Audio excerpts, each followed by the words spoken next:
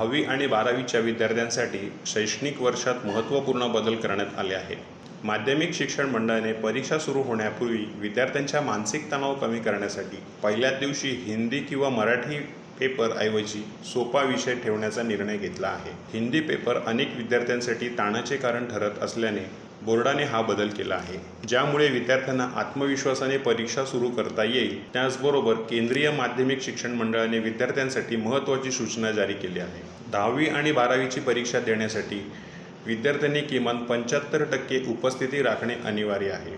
उपस्थिती या मर्यादापेक्षा कमी राहिली तर विद्यार्थी परीक्षेसाठी पात्र ठरणार नाही आणि वर्ष वाया जाऊ शकते. याशिवाय 10वीसाठी 9वी आणि 10वी या दोन्ही वर्षाचा अभ्यास पूर्ण करणे तर 12वीसाठी 11वी आणि 12वी या दोन्ही वर्षाचा अभ्यास पूर्ण असणे आवश्यक आहे. फक्त अंतिम वर्ष शिकून परीक्षा देणे आता शक्य होणार नाही. हा निर्णय विद्यार्थ्यांच्या शैक्षणिक हितासाठी आणि मानसिक तणाव कमी करण्यासाठी घेतला गेलेला आहे. बोर्डाने पहिल्या दिवशी कोणता सोपा विषय ठेवला जाईल याबाबत अद्याप अधिकृत माहिती दिलेली नाही, परंतु विद्यार्थ्यांचा आत्मविश्वास वाढवण्यासाठी हा बदल महत्त्वाचा ठरणार आहे. Bureau news, Kokanshahi, Mumbai.